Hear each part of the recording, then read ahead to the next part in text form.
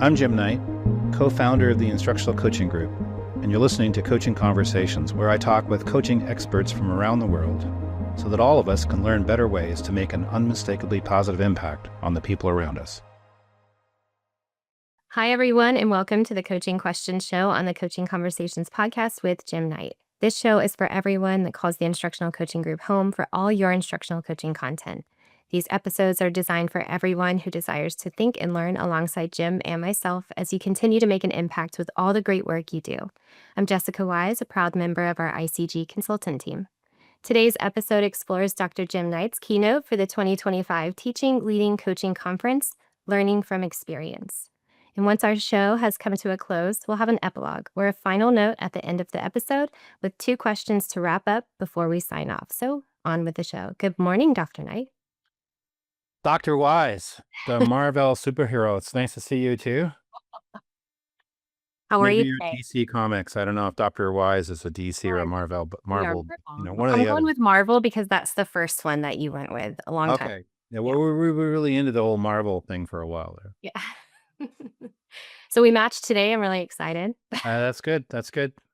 Hey, you said you had something for me this morning. What is it? So I wanted to tell you, so now you're probably too young to remember this, but it's my way of saying I'm actually so old. But anyway, it used to be that we had to pump our own gas. Are you young enough to remember when we did that, or has it always been like, It's always been the way it is today, but I do remember the time when I could pump an entire tank full of gas for $9. Yeah, well, there you go.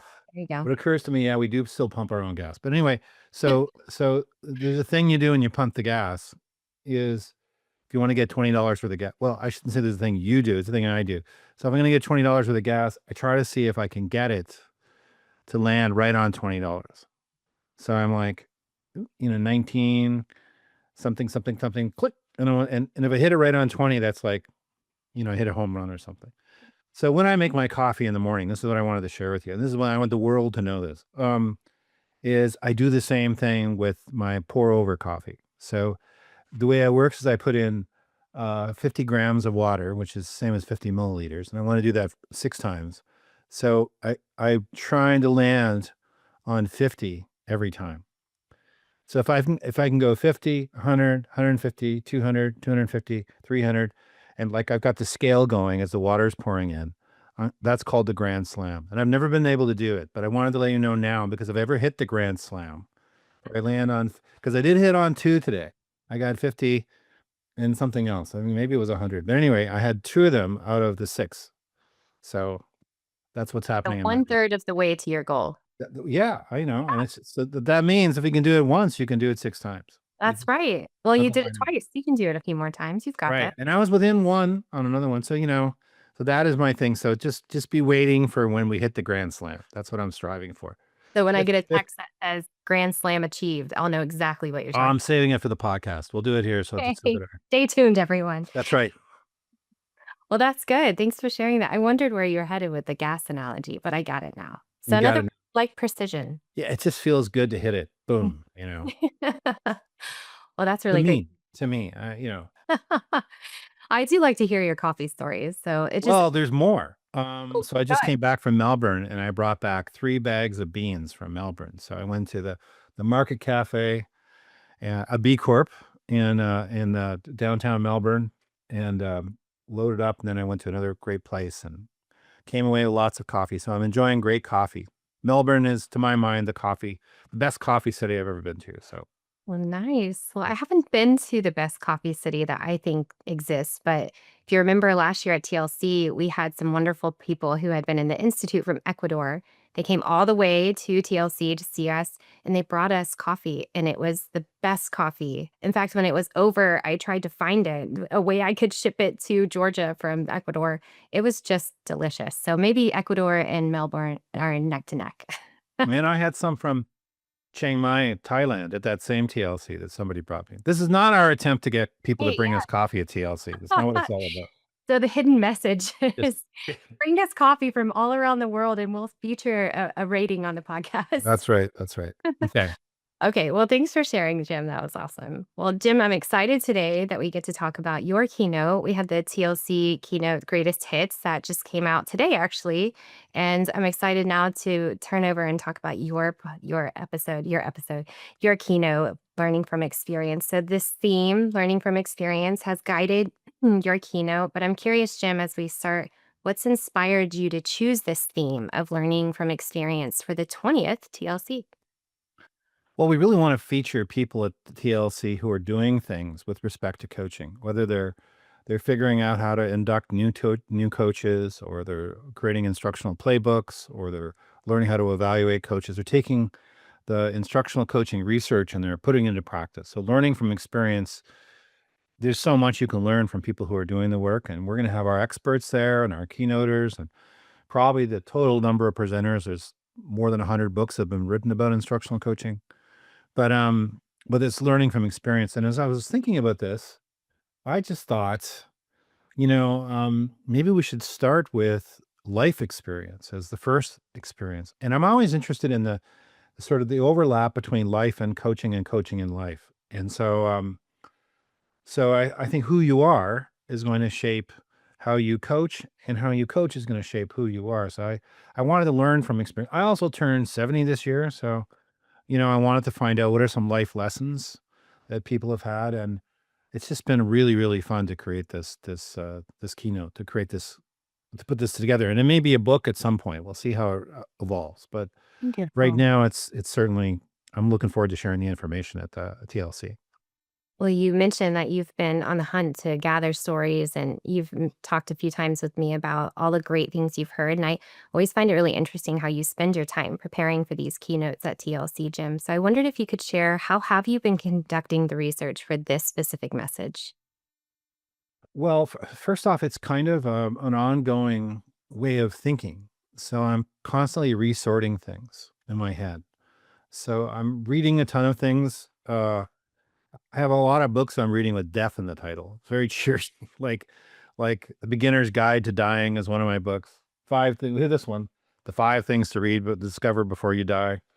All these things about what people learn sort of when they look back on their life and they wish they'd done certain things.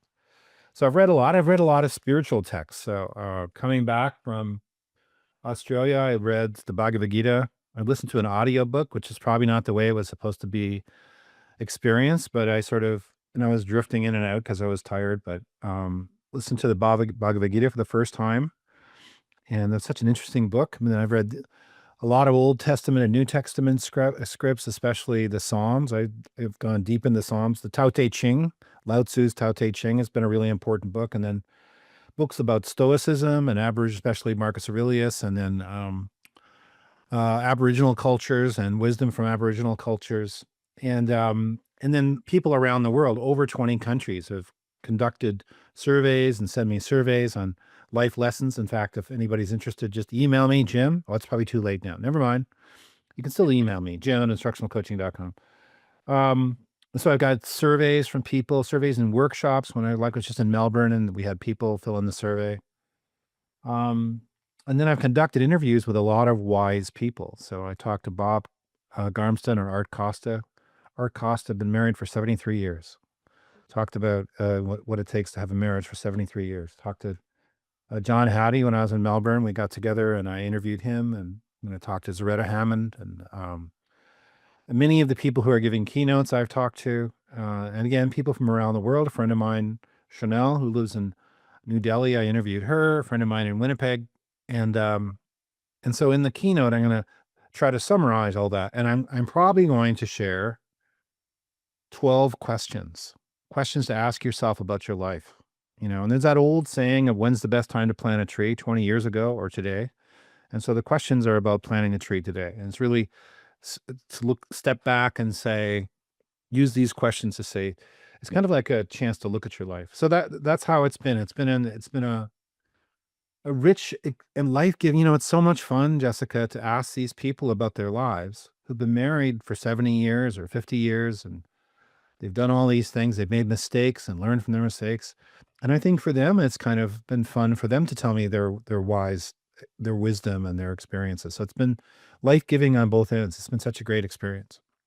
And I've read too, um, this book, The Five Secrets to Discover Before You Die. He surveyed hundreds. He essentially did the research that I'm doing in a more rigorous way and find these five things that people have said, and from interviewing hundreds of people. So bringing together all, it's kind of like a quali- qualitative meta-analysis, looking at all these different books about what people have said about life and putting it all in one place.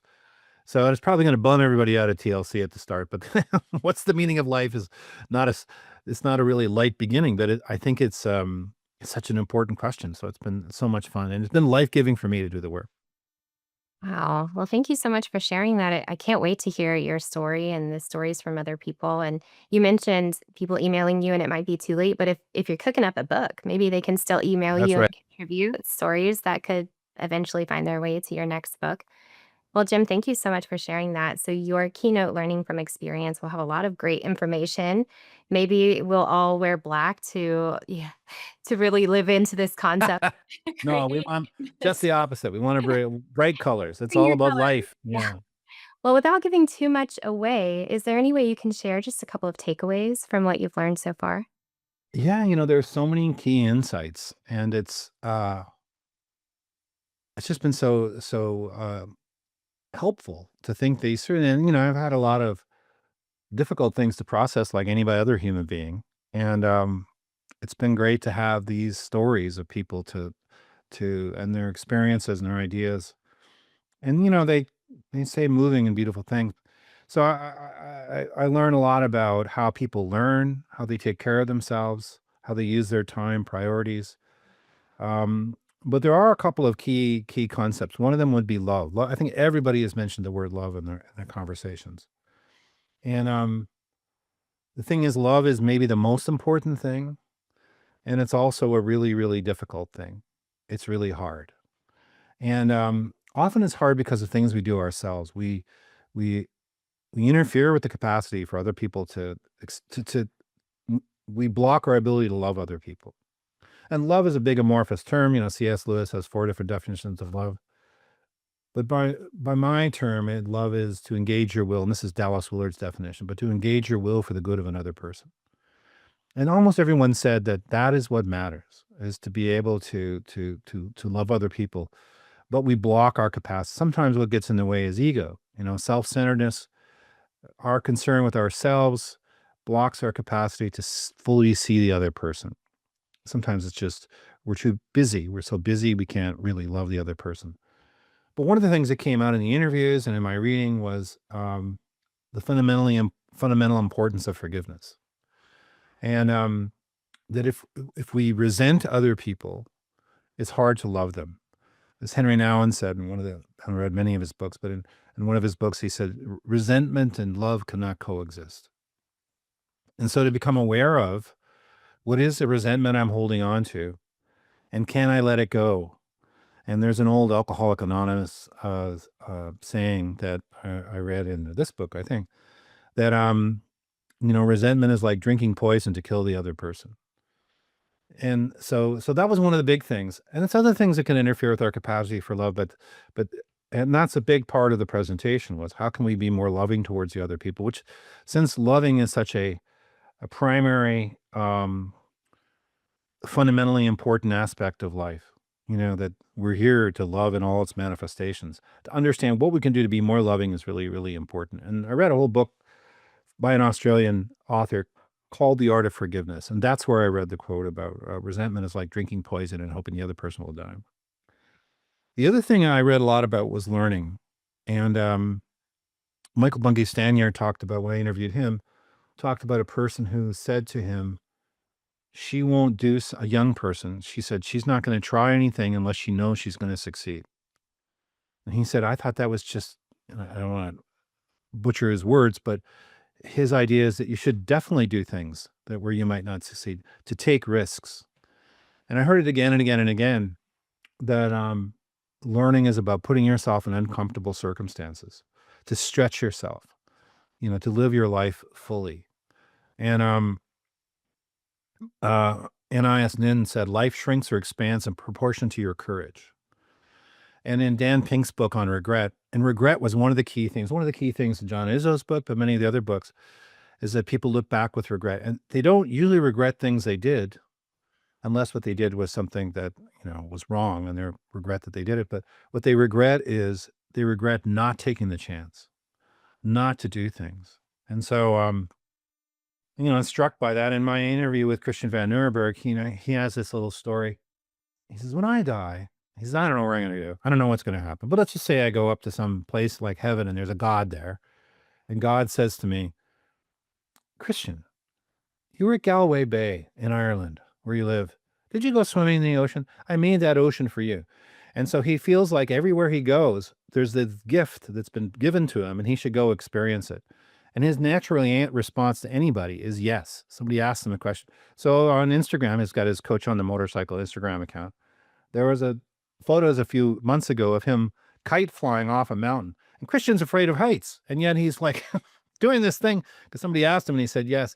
So Christian's the embodiment of that idea. If it comes along, I love to travel with him because he can do all those experiences and I can hear about them later. So I live vicariously through him. But yeah, those two things, love and learning, are really critical. And it's not like you don't know this, but it's just good to be reminded of the importance of having the courage to stretch yourself, of trying to let go of resentment so you can really see the other person and be the person maybe they need, and many, many other things. But those are some of the keys. Time was another big one, how people use their time. And the time is not chronological. It's not plastic. It passes, it goes quickly, or it takes a long time. And there's certain deep moments that are almost immortal. They're so important, what Wordsworth called spots of time. But anyway, lots of other stuff, but those are some of the big insights. You said one or two, but I got carried away. No, you gave one or two and just teased a couple more.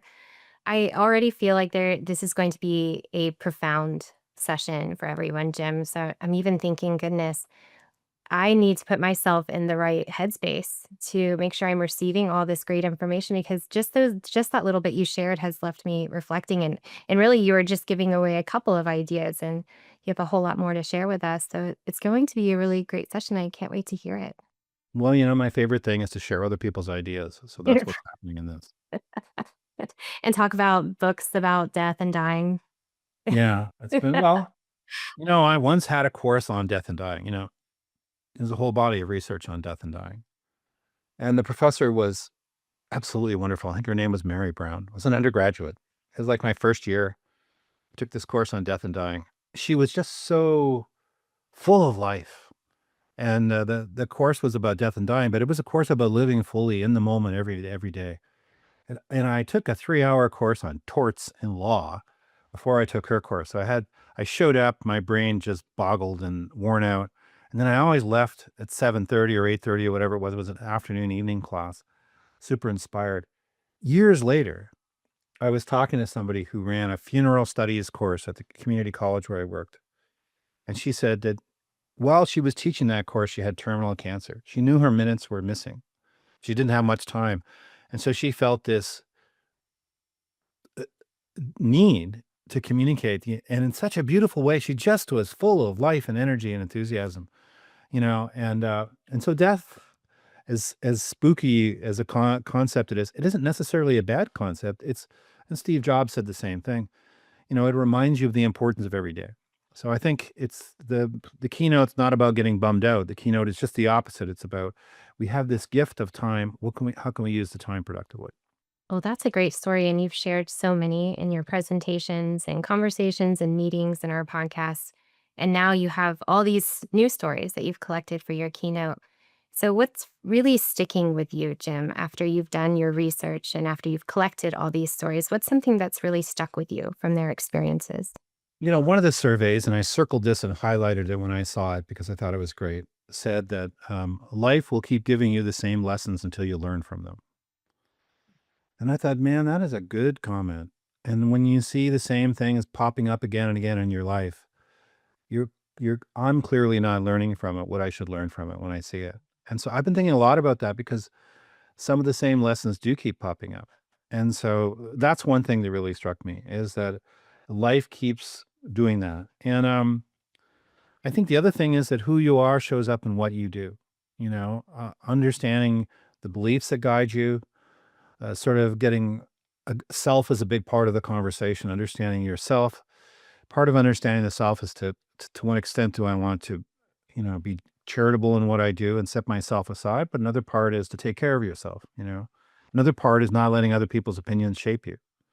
That you should have the courage, is one book I read, the courage to be disliked, to be the truest version of yourself. But the person you are, the big lessons I'm learning in this, to take risks, to learn, to be loving, those things will affect coaches. And then what coaches do will affect how they live their lives too. So learning how to listen and ask good questions, it goes the other way too. That shapes us as much as who we are shapes what we do. So those would be a couple big things that I learned, I think. So you mentioned earlier those key insights. You mentioned love, time, and a few other things, and you have many more to share with us. But I'm just thinking of the group of people who will be sitting in that room listening to this profound keynote, having this moment with you. And I'm wondering, how might these ideas that you share with us, how might the questions that you ask us relate or connect to the work of instructional coaching? Well, I think, always our work at the instructional coaching group blurs the line between work and life.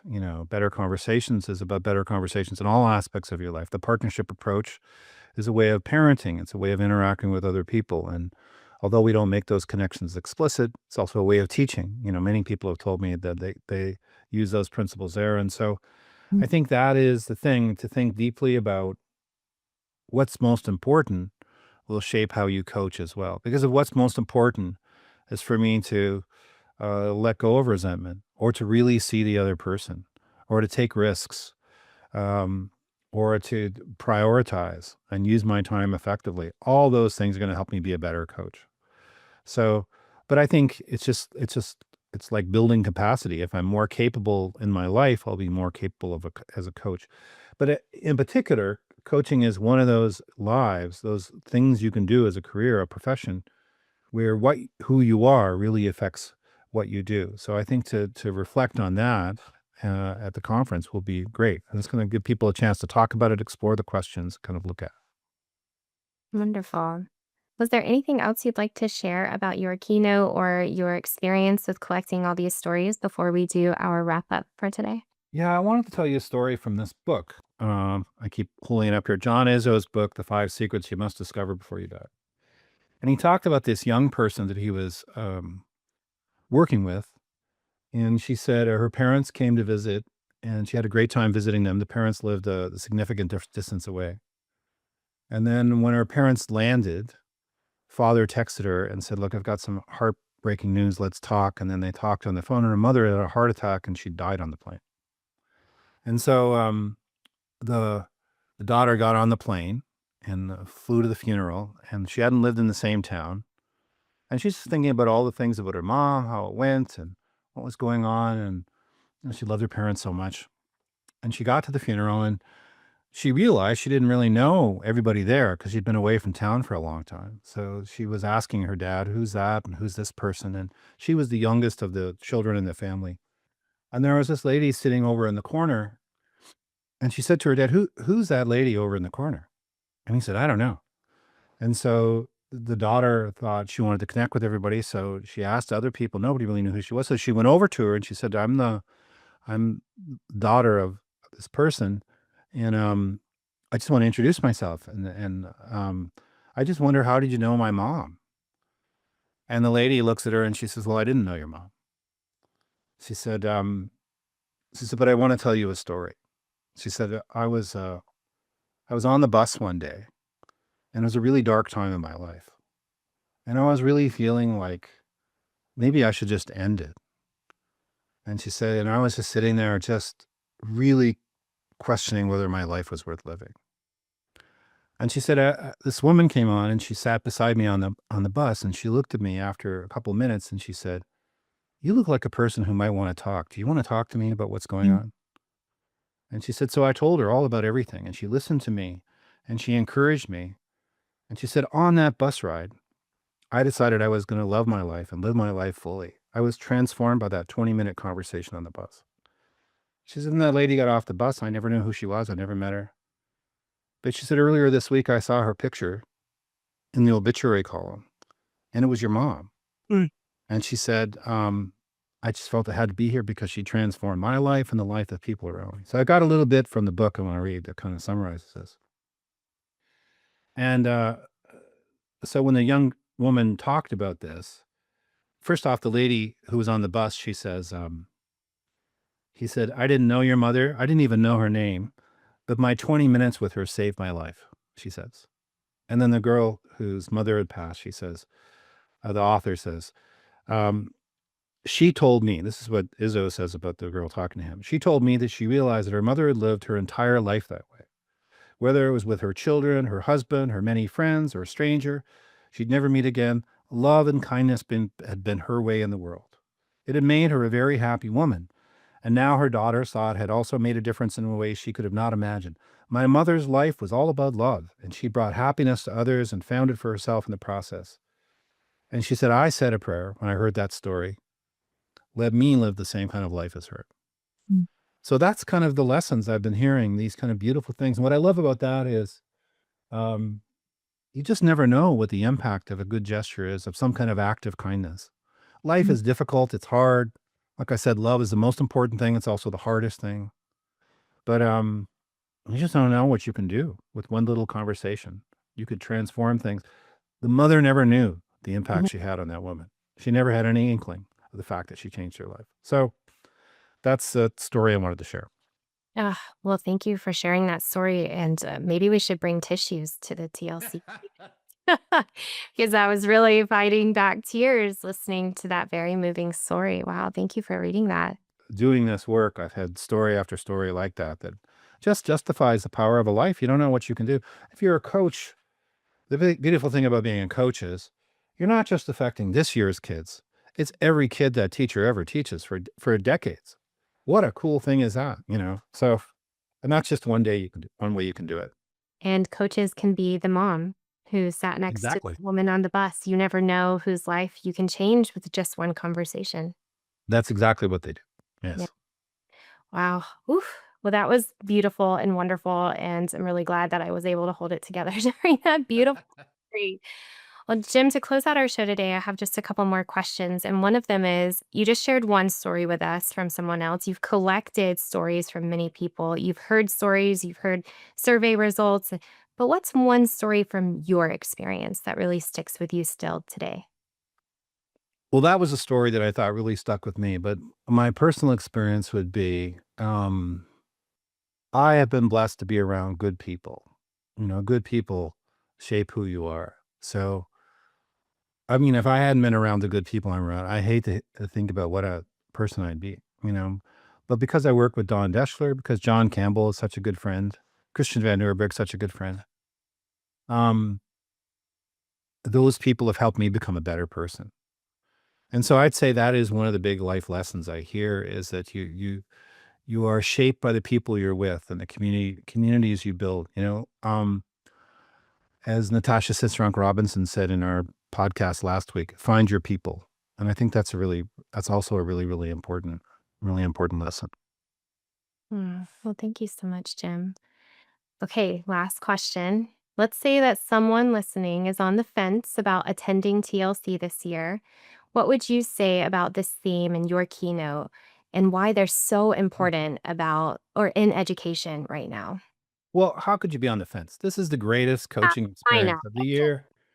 We're a B Corp. We're certified organization focused on doing good for kids. You're contributing to our ability to change things in the world, to promote a different kind of conversation for better lives for kids. Um, so, you know, it's just a good thing.